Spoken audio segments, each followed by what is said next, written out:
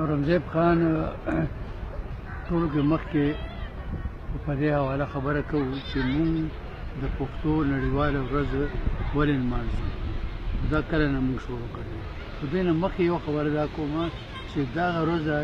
لکه سبانۍ د 20 فروری دا عالمي ورځ ده د مورنو ژبو. دې نه مخکې ماته چې تاسو یاد شي مونږ د کال 1963 نه مسلسل چې کوم دی یوم پښتو به مونږ ورته د منظر پښتنو شاعرانو ادیبانو په پېښور کې او یو ځل د پاسپبلو کې ټانک کې چارسده کې دا به مونږ کوله. ځکه دا د ایوب خان دور او هغه دور کې د ایوب خان کابینه کې چې کوم دی دا یو خبره مخې ته راغلې وه. بیګم محمود سلیم خان چې کوم دی هغې د معصوم خان ګل صاحب د یو سوال په جواب کې دا وکړل چې معصوم خان ګل صاحب ورته دا هغه کړی چې ایوب خان په دور کې چې کوم سفارش شوی چې دا قومي ژبې چې کوم دی په هره صوبه کې وه خپله ژبه ماشومانو ته یې په خپلې مورنۍ ژبو کې تعلیم ورکړی شي. دا یو قومي تعلیمي کمیشن و دا د هغې سفارش و. نو معصوم خان ګل په هغه اسمبلی کې دا خبره وکړه چې په دې سفارش باندې عمل درآمد نه کېږي. نو محمود سلیم خان ورته وویل چې اسمبلی کې خو دا خبره مونږ کړې ده، حکومت هم دا سفارشات رامخکې کړي دي، خو چې د عوامي سطح باندې د دې مطالبه وشي نو دا به مونږ چې کوم دی د دې په رای سکولو کې او چې کوم دی حکومت په خپل ذمهوارۍ پوره کړي. دغه د کال 1963 دغه دور کې چې کوم دی شاهول حکومت مرکې په لومړي ځل چې کوم دی د یوم پښتو په نوم باندې 4 اګست تاریخ یې مقرر کړو چې دا به مونږ هر کال دا ورځ لمانځو. هغې نه پس بیا مونږ مسلسل دا ورځ کوله تر دې پورې چې نن مونږ د 21 فروری ته رالو چې د اقوام متحده ذیلي اداره یونسکو هغې دا فیصله وکړه او هغې د ټولو قومونو ته او ټولو حکومتونو ته او ټولو ملکونو ته دا اپیل وکړو چې ماشومانو ته په خپلې مورنۍ ژبه کې کومې تعلیم ورکوی، ځکه چې دا د هغې بنیادي انساني حق دی. دا هغې دا 21 فروری ولې وټاکله؟ د دې پس منظر دا چې په 1952 کې په همدغه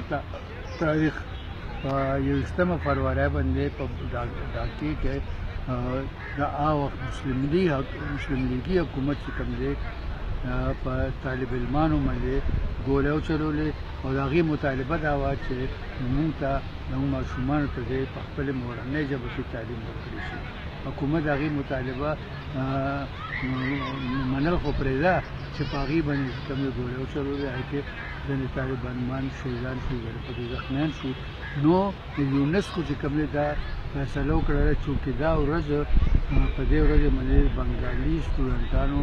د خپلې ژبې لپاره قرباني ورکړې ده، شهیدان شوي دي. نو ځکه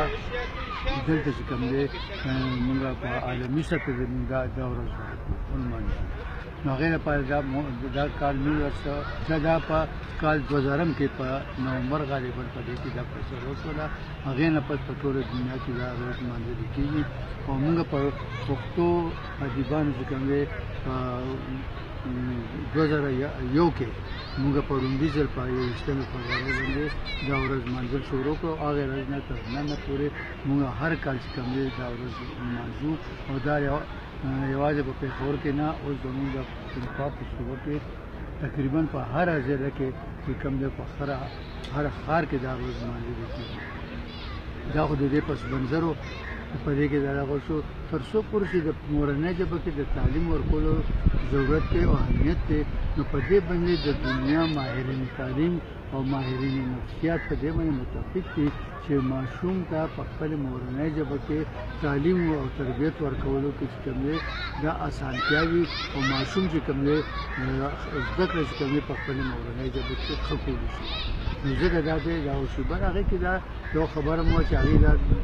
د دنیا یو دغه مثالونه پېښ کړل چې کومو ملکونو ترقي کړې ده د هغې بنیادي وجه دا ده چې دا هلته مورنۍ ژبې چې کوم دی هغه ذریعه تعلیم دي.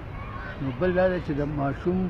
په هغې ژبه کې دا د ماهرین نفسیات فیصله ده چې ماشوم ته په هغه ژبه کې تعلیم ورکول پکار دي چې په کومه ژبه کې چې دی خوبونه ویني نو ماشوم چې کوم خوب چې ویني هغه په خپل مورنۍ ژبه کې ویني. سر تاسو خبره کوي د پښتنې د پورا څه پیغام ده مورنۍ ژبه نړیواله ورځ باندې پښتنو لپاره پکار دی چې هغه د لپاره روزي ځکه چې زمونږ دا مطالبه خو ماته څنګه عرض کو چې کال 1903 په تم نه کوو اوسه پورې حکومت په عمل درآمد اونکو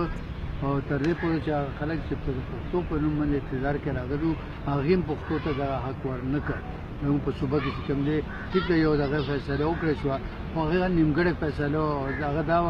چې لکه سند کې چې کوم دی په ټول سند کې سندي ژبه ده نو دا شان فیصله دلته ونه شو په پښتونخوا کې بلکې دا شو چې په ډېر رسمل خان کې به سرایکي وي په پېښور کې به انکو وي په ابتاباد هزاره کې به پښتو وي په چترال کې به چې کوم چترالي دا شان په دیرو بونیر او سواد کې دا به پښتو وي. نو دا فیصله باندې کوم هم عمل نه دي شوی. سر تاسو خبرم کوي دا ګوګل کې پښتو راغله په دې حواله سره تاسو څه وایي؟ بالکل زه دا هم دا ډېر ښه خبره ده باید چې نور ته دغه کې کوم دي دا هغه د دنیا هر میډیا دا هغه الکترونیک میډیا دا پرنټ میډیا دا کار دغه دا کار ده چې د پښتو ما خیال دی چې افغانستان کې زموږ په نسبت چې کوم د پښتو د مروج کولو لپاره او د تعلیم لپاره او دا د ملازمت د ژبې په حواله سره هغې ته ډېر مواقع دي هلته پرې ډېر کار شوی دی او زه څو کاله مخکې تللی وم نو زه ډېر زیات خوشحاله شوم چې ځکه چې هلته تعلیمي شره چې کوم دی هغه ډېره زیاته ده او بیا هلته د پښتو ژبې چې کوم دی اخبارونو او رسالو نه علاوه کتابونه هم ډېر زیات چاپ کېږي په زرګونو تعداد کې هغې نه علاوه دا چې کوم میډیا راغلی دی الکترونیک میډیا راغلی ده هغې هم د پښتو په حواله ډېر کار. سر تاسو د پښتون ټایمز کتونکو لپاره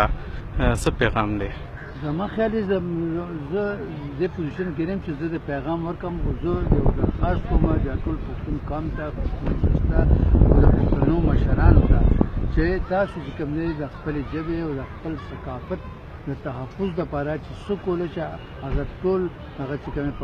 په کار راولي هغه وکړي ځکه چې کم قوم د بادشاه خان خبره چې ژبه سپکې شي هغه قوم سپک شي که ژبه روکه شي هغه قوم روک شي. نو ځکه موږ د خپلې ژبې او د ثقافت د تحفظ دپاره چې کوم عملي اقدامات کول پکار دي او دې کې به زه د